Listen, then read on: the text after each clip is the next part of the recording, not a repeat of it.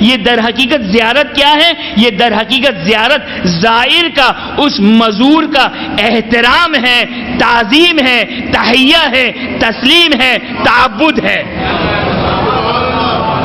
یہ در حقیقت وہ احترام ہے کہ جس کی زیارت کو ہم جا رہے ہیں۔ توجہ کریں، یہ جو ایک عجیب کنسپٹ ہے، یہ بھی کام کی بات ہے۔ ایسا نہیں ہے کہ اب مجھے کوئی حدیث ادھر ادھر کی یاد آ گئی تو میں چلیں آپ لوگ کو سنا دوں، میں بھی اپنا ٹائم پاس کروں، نعوذ باللہ من ذالک۔ نہیں، یہ بھی ایک جو کل میں نے ایک لفظ استعمال کیا تھا کہ میں ہر روز اس لفظ کو استعمال نہیں کرنا چاہتا ہوں، آپ لوگ اس لفظ کو یاد کر لیجئے گا۔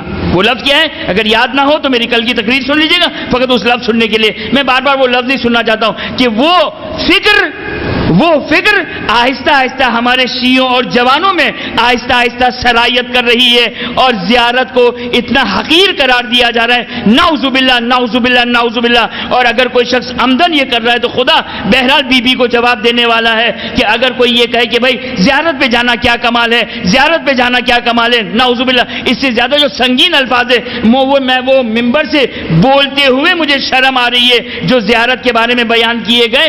زیارت در حقیقت تحیہ ہے، زیارت در حقیقت احترام ہے، زیارت در حقیقت مزور کی وہ تعظیم ہے۔ بات اگر سمجھ میں نہیں آ رہی تو اب اس حدیث کو ملاحظہ فرمائیے، توجہ کریں۔ یہ جو اب دائرے کو وسیع کر دیجئے، ابھی تک میں اپنے محدودے میں گفتگو کر رہا تھا، اب میں مخاطب ہو رہا ہوں اپنی کمیونٹی سے باہر افراد کے لیے بھی مخاطب ہو رہا ہوں۔ وہ بھی سن لیں کہ زیارت، یہ جو کفر کا فتویٰ لگانے والے، ہم پر شرک کا فتویٰ لگانے والے، زیارت کے اوپر توسل کے اوپر اور زیارت کے اوپر کفر اور شرک کا فتویٰ لگانے والے، حوالہ ہے، توجہ کیجئے گا، حوالہ ہے زمخشری، جار اللہ زمخشری، تفسیر کشاف، بہت بڑا نام ہے، یاد رکھیے گا میرے بچے اور جوان۔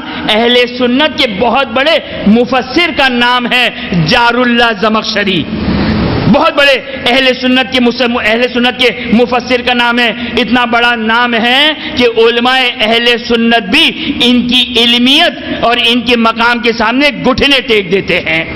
اور ایک جملہ جو میں ہمیشہ ایک بات کہتا ہوں، اور اس زمانے میں اب اس کی زیادہ تاکید ہے کہ میں اس جملے کو ضرور بیان کروں، یاد رکھیے گا میرے بچے اور جوان یاد رکھیے گا، اگر کوئی فضیلت آل محمد کی فضیلت اگر غیروں کی کتاب میں اگر آ جائے، آنکھ بند کر کے اسے لے لیا جائے، نہ دیکھا جائے کہ اس کی سند صحیح ہے یا نہیں، اس کا راوی کون ہے یا نہیں، اس کا راوی ضعیف ہے یا نہیں، یاد رکھیے گا۔ اور بالخصوص جتنا بڑا متعصب وہ مفسر ہوگا، عالم ہوگا، جب وہ اپنی کتاب میں فضیلت اہل بیت اطہار علیہ السلام بیان کر لے تو یاد رکھیے گا یہ فضیلت اتنی حتمی ہے، یہ فضیلت اتنی یقینی ہے، یہ فضیلت اتنی سرٹن ہے، یہ فضیلت اتنی یقینی اور 100% ہے کہ وہ مجبور ہے کہ آل محمد کی اس فضیلت کو لکھے۔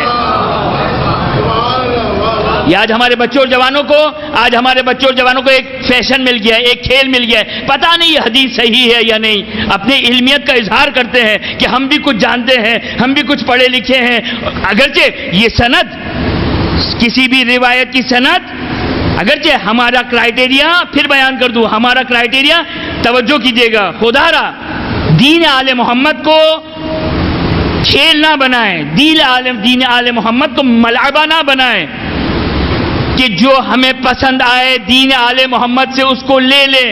نہیں، تسلیم کا مطلب کیا ہے؟ تسلیم کا مطلب یہ ہے جو ہمارے مزاج کے مطابق نہ بھی ہو اسے لے لیں، جو ہمارے مزاج کے مطابق نہ ہو، ایسا ہونا نہیں چاہیے۔ ہم کوشش کریں کہ ہماری تربیت ایسی ہو کہ آل محمد کے مزاج کے ساتھ میچ کریں۔ خیر، اختصار کے ساتھ مہربانی اپنی سلوات پڑھا دی تاکہ میں ڈائریکٹ جو وہ اس روایت پر آ جاؤں۔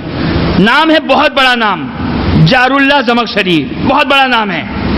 وہ اپنی کتاب میں اس حدیث کو بیان کر رہے ہیں۔ حدیث آپ لوگوں کی سنی ہوئی حدیث ہے، لیکن پھر میں آپ کو کہہ رہا ہوں، اگرچہ ہم نے روایت کا ایک حصہ سنا ہے، اس روایت کی، جس روایت کو میں ابھی بیان کرنے جاؤں گا، اس روایت کی تقریباً 8 سے 9 بند ہے، ٹکڑے ہیں، جز ہے، اجزاء ہے، 8 سے 9۔ لیکن یاد رکھیے گا یہ حدیث ہم سنتے رہتے ہیں، بالخصوص کب سنتے ہیں ہم؟ جب بالخصوص کوئی فاتحہ خوانی کی مجلس ہوتی ہے۔ الحمدللہ ہمارے فاتحہ خانے کی مجلس میں اس حدیث کو پڑھا جاتا ہے تاکہ بچوں کو پتہ چلے کہ کس ولایت پر ہیں، تاکہ انہیں احساس ہو کہ خداوند متعال نے ہمیں کس نعمت سے نوازا ہے، ہمیں احساس ہونا چاہیے۔ نام کیا ہے؟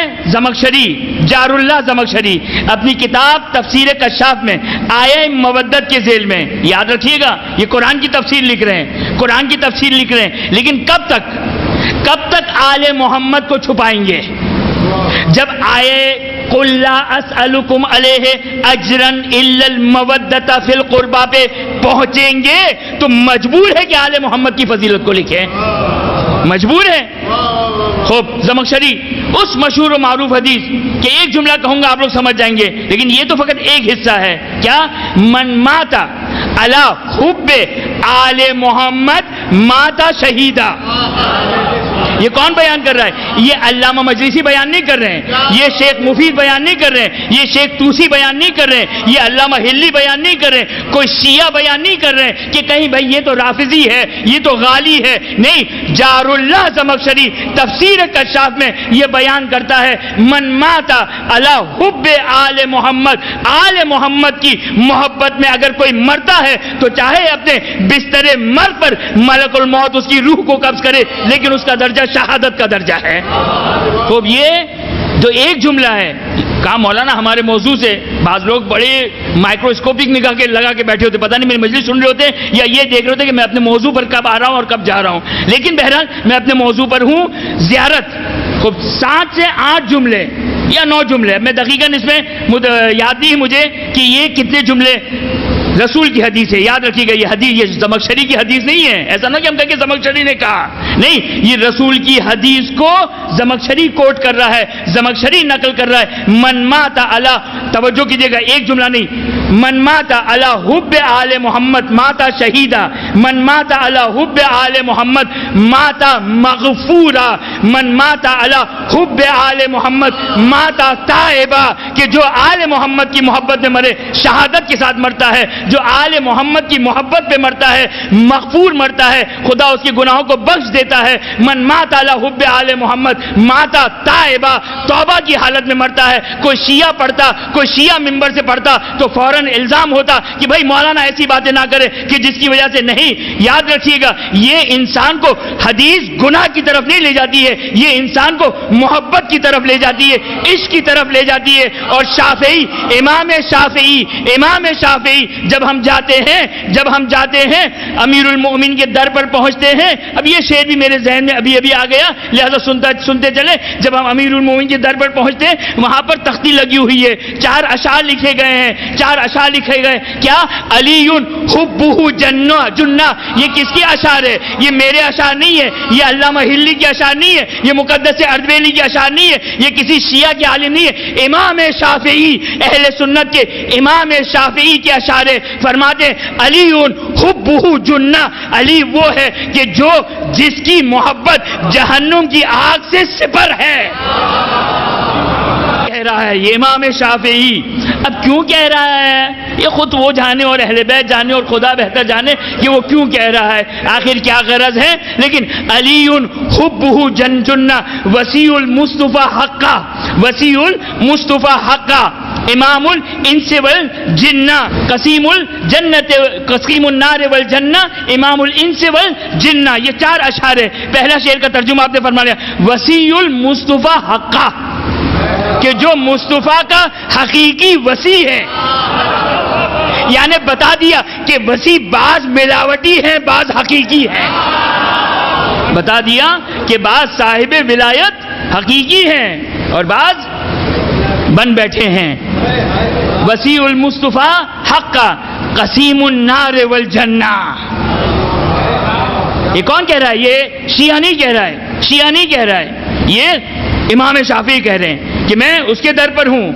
علی حبہ جنہ وسیع المصطفیٰ حقا قسیم النار والجنہ، کہ جب کسی نے امیر المومنین کے سامنے حضرت ابو طالب سلام اللہ علیہ وآلہ کہ جب حضرت امیر المومنین کے بعد سامنے جب جناب ابو طالب کے شان میں گستاخی کی اور نعوذ باللہ اہل نار سے تشبیہ دی، تو امیر المومنین یاد رکھیے گا کہ یہ خطیب تو جذباتی ہو سکتا ہے لیکن علی ابن ابی طالب جذباتی نہیں ہو سکتے. ما ینطق عن الہوی ان ہوا الا وحی یوحی، علی جو بھی کہے گا وہ وحی الہی سے متصل ہے. جب امیر المومنین کو جلال میں لے کر آ گئے تو امیر المومنین نے کہا تو کہتا ہے میرا باپ جہنم میں جائے گا جبکہ اس کا بیٹا وہ ہے جو جنت و جہنم کو تقسیم کرنے والا ہے. امام الانس والجنہ، یاد رکھیے گا امیر المومنین کی ولایت، امیر المومنین کی ولایت، امیر المومنین کی ولایت فقط مجھ پر آج پر نہیں ہے. یہ کون کہہ رہا ہے؟ پھر بات کہہ رہا ہوں، یہ اللہ مجلسی نہیں کہہ رہے ہیں. کیا کہہ رہے ہیں؟ امام الانس والجنہ، وہ علی ابن ابی طالب کہ جس کی ولایت کا احاطہ، جس کی ولایت کی وسعت، جس کی امامت کی طاقت انسانوں پر بھی ہے، جنات کے اوپر بھی ہے، انسانوں کے اوپر بھی ہے، جنات کے اوپر بھی ہے. یہ تو اب امام شافعی کی معرفت تھی، لیکن انشاءاللہ آگے جا کے ہم بیان کریں گے کہ بہرحال ولایت کا احاطہ کیا تھا. لیکن آپ نے توجہ فرمایا کہ اب میں ایک جملہ بیان کر کے آج کی حد تک وقت تقریباً ختم ہو گیا، لیکن اب زمخشری کا یہ جب بات کم از کم مکمل کر لوں. یہ زمخشری من مات علی حب آل محمد ماتا شہیدہ، من مات علی حب آل محمد ماتا مغفورہ، من مات علی حب آل محمد ماتا تائبہ.